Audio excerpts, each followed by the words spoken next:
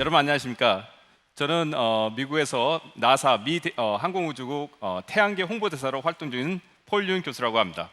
반갑습니다. 네, 여러분 반갑습니다. 여러분 제가 한번 우주를 통해서 한번 재밌게 드리고 싶어요. 자, 그러면 저에게 주어진 시간이 한 25분인데 시작을 한번 해보도록 하겠습니다.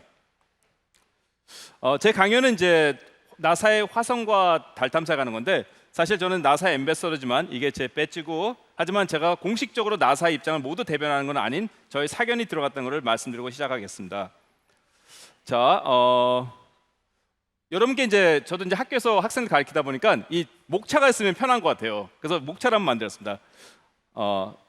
첫 번째는 우리 은하계, 그 다음에 두 번째는 나사에 대해서 잠깐 소개시켜드리고, 그 다음에 우리 아폴로 달 탐사에 대해서 말씀드리고, 그 다음에 지구 탐사, 그 다음에 새로운 달 탐사 아르테미스에서 간략하게 소개시켜드리고, 그 다음에 화성 탐사, 그 다음에 이 탐사들이 과연 우리 인류의 미래에 어떤 영향을 주지에 대해서 한번 생각해보는 시간을 가졌으면 좋겠습니다. 자, 밀키웨이, 저희 은하계죠. 우주에는 정말 수십억 개의 이런 별의 집단인 갤럭시가 있는데, 그 중에 저희 이야기는 우리 은하계에서 이 보시게 되면은 바로 우리 지금 어디에 있을까요? 우리가 지금 바로 여기 있죠. 여러분 보이시죠? 저희가 지금 여기에 있는데, 여기서도 한 동네, 우리 태양계 한 동네, 이 행성, 우리가 있는 지구와 달과 화성에 대해서 오늘 제 강의를 한번 해보겠습니다. 요 바로 조그만 요곳에 있는 곳에서요. 그래서 이제 우리의 아름다운 지구와 달과 화성인데, 한 크기가 어떻게 할까요? 보면은 여기가 한 1 정도 생각하면 화성은 한 2분의 1 정도 되겠네요. 그 달은 한 4분의 1 정도의 지름을 갖고 있죠. 상당히 중요한 건 이게 뭐냐면은 지구에 비해서 중력이 약하다는 거죠. 그 저거 생각할 때는 나중에 달이나 지구에서 돌아올 때는, 화성이나 달에서 지구로 돌아올 때는 에너지를 덜 써도 된다는 그런 장점은 있어요. 그러니까 중력이 약하니까 빨리 올릴 수 있으니까 그거는 아마 지구로 귀환할 때 도움이 될 겁니다. 자, 그 다음에 이제 나사는 많은 분들이 물어보세요. 나사 어디에 있어요? 그런 말씀 많이 하시거든요. 나사는 미 전국 10개의 가장 핵심적인 필드 센터라는 곳이 미 전국 각지에 이제 분포되어 있습니다. 그래서 여러분이 잘 아시는 어떤 로봇 이제 화성 탐사선은 제가 살고 있는 로스앤젤레스 근교에 있고요. 그 다음에 인간 탐사는 휴스톤에서 이제 훈련을 많이 시키고, 발사대는 이제 플로리다에 있는 곳에서 많이 발사를 하게 됩니다. 그래서 각지의 전문적인 그런 분야들을 담당해서 함께 나사가 운영되고 있습니다. 제 강의는 여러분이 이제 수많은 나사 탐사를 보는데, 이거를 이해하게 되시면 큰 이해를 하시게 될 것 같아요. 나사의 탐사라는 어떤 글을 쓰는 거와 마찬가지입니다. 어떤 작품을 쓰게 된다면 그 작품의 주제가 있잖아요. 그거를 하기 위해서 이제 수많은 이제 이야기를 해나가죠. 나사는 어떤 탐사를 하게 되냐면요, 3가지의 그 과학 탐사를 목표로 탐사를 합니다. 첫 번째는 우주의 비밀을 알기 위해서, 두 번째는 과연 다른 곳에 생명이 있을까? 과연 지구에만 생명이 존재할까? 그걸 답하기 위해서, 세 번째는 우리 지구를 더 이해하고 우리 지구를 보호하기 위해서, 이 3가지 목표에서 나사는 수없는 탐사들을 해나갑니다. 그래서 이제 나사가 바라는 건 사실 이 미국의 국민들의 책임으로 운영되는 기관이거든요. 그렇기 때문에 이거를 하기 위해서는 안 해본 걸 해봐야 하기 때문에 항상 새로운 기술과 새로운 과학적 지식이 필요합니다. 이거를 촉진시키기 위해서 어떤 산업계와 그 다음에 국가협력, 그러니까 대한민국도 상당히 훌륭한 파트너거든요. 나사의 국가협력, 국가기관들의 협력을 통해서 뭐를 추구하고 싶냐면 모든 국민들에게 과학을 사랑하는 마음을 심어주고 싶어 합니다. 왜 그것이 중요하냐면은 과학적 사고를 하는 국민들은 어떻게 될까요? 국가의 생산력에 큰 힘이 되겠죠. 그렇기 때문에 이것은 장기적으로 국가의 세금을 운영된 기관이기 때문에 국가의 그런 발전을 위해서 인적 자원을 훌륭하게 만드는 일에 나사 탐사가 궁극적으로는 향하고 있다고 보시면 되겠습니다. 자, 그러면 이제 우리가 잘 아는 아폴로 탐사에 대해서 얘기를 해볼까요? 1969년, 지금부터 한 54년 전 얘기네요. 53년 전에 여름에 네일 암스트롱이 달을 착륙했죠. 이 과정은 쉽지는 않았습니다. 정말 어려운 과정이었고, 그 당시 국가 예산에, 미국 예산에 한 4% 이상이 수요된 엄청난 프로젝트였습니다. 그래서 이제 그거 전에는 우리가 아폴로 미션이 되기 위해서는 그 전에는 작은 미션들이 있습니다. 멀큐리라는 미션에서 조그만 우주선을 사용하고 제미니라는 우주선을, 이게 이제 실물이거든요. 이런 걸 실험한 다음에 더 등치가 큰 아폴로 우주선을 만들게 됐죠. 그래서 이런 준비 과정을 통해서 성공을 했고, 얼마나 갔느냐? 8, 9, 10은 준비 과정이었어요. 여기는 이제 우주인을 안 태우고 한번 달을 갔다고, 여기는 장비를 실험한 다음에 바로 네일 암스트롱이 11호를 타고 착륙을 했죠. 그 다음에 12, 13, 14, 15, 16, 17일 1972년 동안이 진행이 됐고, 13호만 태고 안전하게 이제 달은 착륙 못하고 다 성공을 했습니다. 다 성공을 했고 72년도에 이제 마지막 탐사가 이루어졌고, 그 다음에 이제 나사는 어떤 데 포커스 쓰기 시작하면은 근지구 인간 탐사를 주점을 두게 됩니다. 그래서 바로 그 다음에 셔틀 프로그램이라는 것이 시작하게 된 겁니다. 그래서 5대 이제 우주선을 운영을 했고요. 거기에 가장 중요했던 건 바로 우주국제정거장을 세우는 일이었습니다. 우주국제정은 지금 오늘날까지 한 250여 분의 그 분이 방문을 하셨어요. 그중 한 분이 여러분이 잘 아시는 한국의 우주인 어떤 분이실까요? 맞습니다. 이소연 우주인도 그분 한 분이었죠. 국제정거장은 왜 중요하냐면은, 제가 다시 가겠습니다. 국제정거장은 왜 중요하냐면 여기서 수많은 3,000번의 이상의 실험을 했습니다. 지구에 도움이 되는 실험, 그 다음에 우주 탐사를 위해서 준비하는 모든 것을 준비하는 실험들을 여기서 많이 했습니다. 그래서 우리가 우주에서 거주하기 위해서는 어떤 기술과 어떤 현상이 필요한가, 그런 것에 대한 많은 일을 했고, 이제는 그 지식을 토대로 달 탐사를 다시 우리가 시도하게 됩니다. 어떤 실험들이 있었을까요? 우주에서 인간이 어떤 신체적 영향을 받는지, 그 다음에 우주에서 탐사하는 거와, 그 다음에 우리가 살려면 이제 식물도 키워야 되잖아요. 우주국제정거장에서 식물도 키우고, 그 다음에 최근에 이제 우리가 달로 가기 때문에 건축을 해야 되잖아요. 그러니까 이런 실험은 뭐냐면 달에서 기지 질 때 시멘트가 어떤 영향을 받는지 이런 것까지 지금 준비하고 철저히 준비하고 있는 거죠. 우리가 달 간다고 해서 준비 없이 하게 되면 기지를 짓기가 힘들거든요. 그러니까 이런 수많은 준비 끝에 이제는 달로 향하고 있는 겁니다. 자, 그 다음에 우리가 이제 두 번째 달 탐사의 미션이 뭐냐면 아르테미스라는 달 탐사입니다. 아르테미스가 뭘까요? 우리 그리스 신화를 보게 되면 이 쌍둥이 형제가 있습니다. 하나는 남자, 여자였는데 바로 아폴로와 아르테미스입니다. 이해되시겠죠? 왜 우리가 아르테미스라고 했는지, 그죠? 아폴로 미션 다음에 쌍둥이 여동생. 근데 여기는 더 중요한 의미가 있습니다. 이 의미는 뭐냐면 저희가 인류 역사상 처음으로 여성 우주인을 달에 보낸다는 계획을 함축하고 있습니다. 그래서 아르테미스라고 했고, 자, 나사의 전략은 이렇게 됩니다. 과거 20여 년 동안 우리는 국제우주정에서 수많은 우주 탐사에 필요한 지식과 그런 것을 습득을 했습니다. 이젠 준비돼서 그 기술을 토대로 달을 가게 됩니다.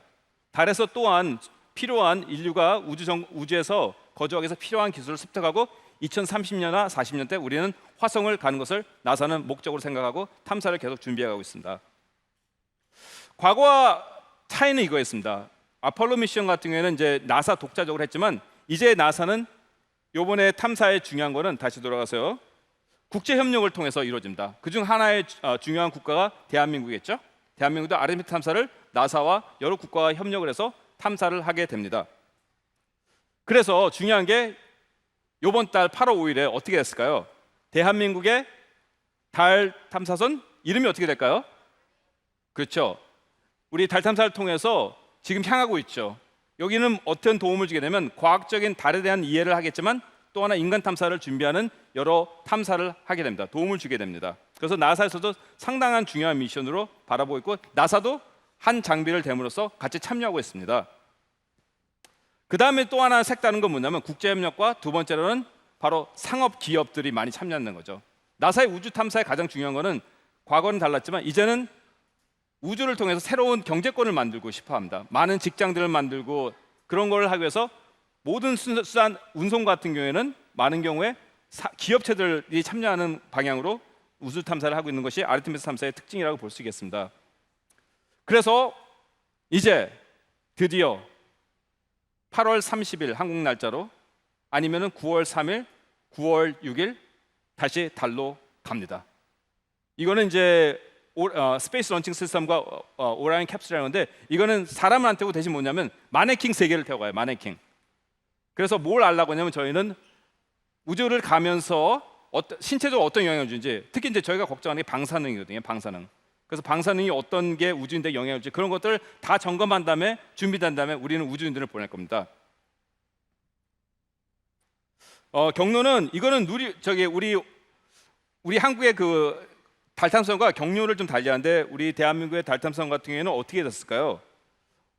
에너지를 아끼기 위해서 먼 거리, 지구의 중력과 태양의 중력과 달의 중력에서 먼 거리에서 12월에 도착하게 됐죠. 그래서 멀게 했지만 여기는 7일에서 14일로 해서 에너지를 많이 쓰고, 어떻게 출발하냐면 여기서 출발해서 나온 다음에 이렇게 해가지고 간 다음에 한 14일 정도나 10일 사이에 도착을 하고, 지구 다 궤도 한 바퀴 돌고 돌아온 다음에 지구 중력에서 끌려가게 되면 한 10월 10일 정도는 돌아오게 될 것 같아요. 그래서 실험을 하고 그 다음에 뭘 하게 되냐면, 두 번째 아르테미스2는 우리는 인간 우주인들을 싣고 가게 됩니다. 이분들이 이제 달 탐사와 화성 탐사를 준비해서 뽑은 나사의 우주인들과 캐나다의 우주인들인데요. 여기서 우리가 주목해야 될 분은 바로 우리 자랑스러운 한인인 조니 킴 우주인입니다. 저의 꿈이 뭐였었냐면, 첫 번째 화성인이 한국인이길 바랬거든요. 그래서 한인인 우리 조니 킴 우주인이 상당히 군대에서도 오래 있었고, 대학교 때는 수학도 공부했고, 그 다음에 의사도 됐고, 많은 그런 능력이 있으시기 때문에 저는 화성에 가는 우주인들 한 분 중 첫 번째일 거라고 저는 믿고 있습니다. 그래서 이번에 오는 거는 방법은 뭐냐면은, 달에도 우주 정거장을 세우려고 합니다. 게이트웨이를 세우고 지구에서 떠나서 오라이언이 오면 여기 도착한 다음에 여기서 이제 스페이스X가 여기서 버싱을 하게 됩니다. 여기서 날라주는 우주인들을 데리고 오는 그런 버싱 시스템을 운영하게 됩니다. 그래서 이제 도착을 해서 달에 대한 탐사와 그 다음에 달에는 자원이 많거든요. 그래서 자원 탐사를 해나가게 될 것입니다.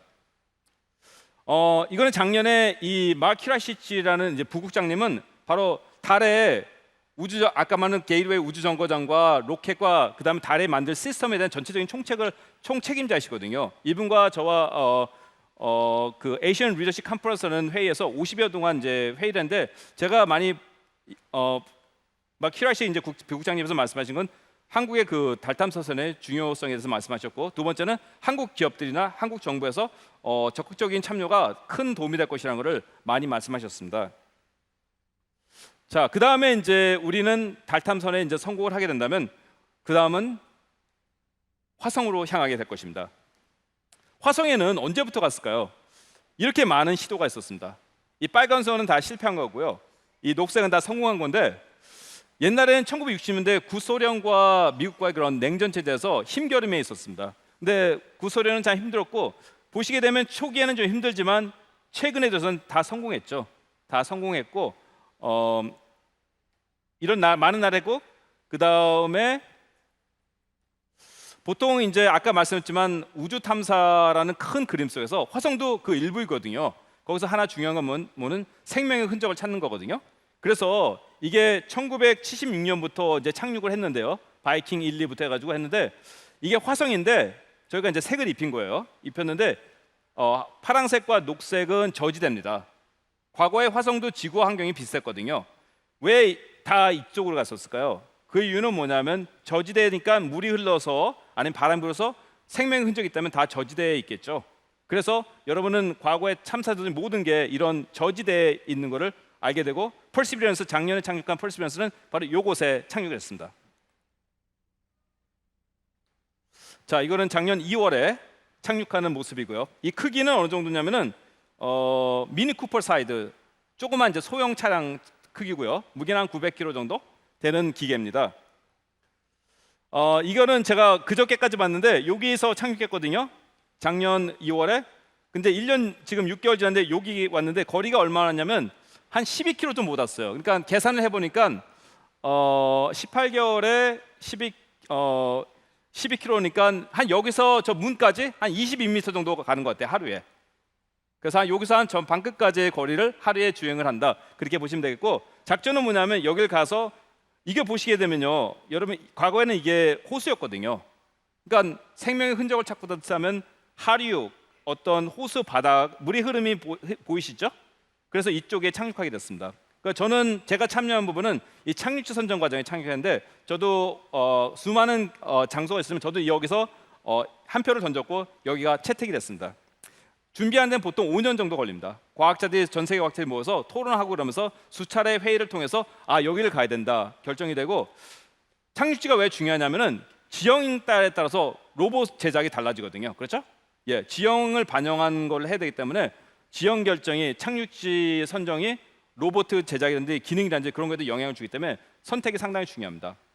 그래서 다시 한번 말씀드리면 왜 이런 데 갔는가? 호수의 밑바닥, 결국 생명의 흔적이 있다면 물에 쓸려서, 바람에 쓸려서 호수 바닥에 다 축적됐을 테니까, 그래서 여기를 선택하게 된 겁니다. 자, 이제 어떤 게 되냐면은 이거 애니메이션인데, 그 퍼시버런스 로버가 여러 군데 다녀서 이 표본을 여기다 걷어주게 됩니다. 샘플을 걷어둬서 저희가 뭘 하려고 그러면 2026년도에 저희는 이 표본을 가지러 샘플 리턴 미션을 하게 됩니다. 2026년에 지구에서 표본을 가지러 탐사선을 보냅니다. 그러면은 그 표본을 갖고 2030년도에 돌아오게 되는데, 여러분께 이걸 말씀드리고 싶어요. 지금 나사에서는 2026년도라고 발사일을 썼죠. Send your name to Mars라는 것을 치시면은 여러분의 이름도 이 보딩 패스도 받으시고 여러분의 이름이 최후에 들어가서 2020년 발사할 때 같이 보내집니다. 그래서 여러분 제 강의 끝나고 온라인으로 구글에 가셔가지고 이걸 하시면은 보딩 패스도 받으시고 화성에 이름을 보내시면 좋을 것 같아요. 그럼 여러분의 이름은 2030년대 화성에 가게 됩니다. 실질적으로. 예, 꼭 한번 여러분 꼭 시도해 보시고요. 그 다음에 이제 켄 팔리 교수님은 칼텍의 이제 지질학 교수님이신데, 이분이 그 과학 퍼시버런스 로버의 총 책임자세요. 그래서 이제 이분의 초대로 저도 이제 강의하게, 그 화성 탐사에 참여하게 됐는데, 이분이 말씀하시는 게 우리가 2030년 때 이 표본을 갖고 오게 되면 이런 통에 담아올 거거든요. 만약에 우리가 이게 지구의 화석인데 이런 게 만약에 발견된다면 화성에 생명이라는 게 굳이 지구에만 있다지 않는 결론을 낼 수가 있게 되겠죠. 그럼 이제 다시 이제 중요한 것이고, 만약에 우리가 그렇게 훌륭한 환경에서 갔는데 어떤 생명의 흔적이 없다, 이건 저희들은 또 놀라게 됩니다. 왜냐하면 화성은 저희가 생각하기에는 지구와 비슷한 환경이었거든요. 생명이 없다? 그러면 저희는 그러면 환경만으로 생명이 결정되는 건 아니구라는 또 중요한 이제 문제에 봉착하게 되는 거죠. 그래서 생명의 흔적을 찾든 안 찾든 저희는 놀라게 될 것입니다. 자, 그 다음에 이제 다음 단계가 뭘까요? 여러분 마르시안 보신 분 손 들어보세요. 네, 봤죠? 예, 이분이 누구냐면 앤디 위어, 마르시안의 그 작가십니다. 그 작가시고, 이게 여기는 누군지 아시겠죠? 이 사람. 저희가 이제 어떤 일이 있었냐면은 몇 년 전 저희가 이제 강의를 같이 했었는데, 이분이 먼저 하시고 저는 이제 후반부에 3월에 하시고 저는 7월에 했는데, 제가 놀랬던 게 뭐냐면, 저는 7월에 강의를 했었는데 여름 학기라 요맘때니까요, 학생들만 올 줄 알았어요. 어린 학생들만 100여 명. 근데 70% 정도가 어르신분들이었어요. 할머니, 할아버지들. 그리고 그 중에 저한테 질문하신 게 대부분 건강 문제였어요. 왜 그것이 중요하냐면, 저는 문화적 충격받은 게 우주 탐사는 비용이 상당히 많이 드는 일입니다. 그때 어르신분들에게 관심 있다는 이유가 중요한 것은 바로 시민들이 그런 탐사에 관심이 있기 때문에, 비용은 나사의 1년 예산은 거의 30억이 넘습니다. 30억 정도가 되는데 그거를 계속 유지할 수 있는 것은 바로 시민들의 관심이 있기 때문이죠. 그래서 여러분들께서 우주 탐사에 많은 관심을 가지시고, 물론 이제 딴 사회 분야에도 세금을 써야 되겠지만 나라의 미래를 위해서는 이런데 여러분이 많이 성원해 주시면 힘이 될 거라고 믿습니다. 자, 이거는 그래서 나사가 영화만 찍는 것이 아니라 2015년도에 실질적으로 화성 착륙지를 선정하는데 시작을 했습니다. 40여 개의 착륙지 후보지가 나왔는데 그 중 하나가 이제 제가 제안한 게일 분화구라는 곳입니다. 그래서 저희는 계속 지속적으로, 물론 달을 먼저 가야 되지만 이것이 10년, 20년 뒤에 준비해야 되지만, 나사의 스타는 뭐냐면 항상 미리 준비해 놓는 거죠. 그럼 그때 됐을 때는 저희가 해나갈 수 있는 거죠. 그래서 탐사를 할 때는 미리미리 장기간 시간을 두고 준비해 나가는 것이 중요하다. 이제 그거를 말씀드리고 싶고요. 자, 그러면 과연 이런 탐사들이 저희 인류에게는 어떤 영향을 줄까요? 최근에 우리는 제임스 망원경이 엄청난 우주에 관한 사진을 보내왔죠. 그중 하나 저의 관심을 끄는 거는 바로 이 사진입니다. 이 사진은 뭐냐면 저희 태양계 밖에 있는 외계 행성의 물의 분포예요. 왜 이거 중요하냐면 지구에서 물이 있는 곳은 항상 생명이 있습니다. 이렇게 생각하시면 될 것 같아요. 밤하늘에는 수많은 별들이 있죠. 저희 태양도 하나의 별이거든요. 근데 저희가 아는 거는 각 별마다 최소한 평균적으로 하나의 행성들 갖고 있습니다. 그래서 각 별들은 어떻게 보시냐면 각각의 태양계로 보시면 됩니다. 하지만 별들마다 온도가 다르겠죠? 그러면 그 온도에 맞게끔 적절한 거리가 떨어진다면 거기에는 물이 존재할 수가 있겠죠. 액체물이. 그렇다면 생명이 존재할 수 있는 확률이 상당히 높습니다.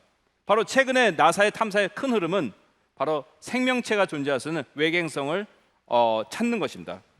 그래서 제임스 웹 망원경도 이걸 했고, 그 다음 제임스 웹 다음은 뭘지? 바로 로먼 천체 우주 망원경입니다.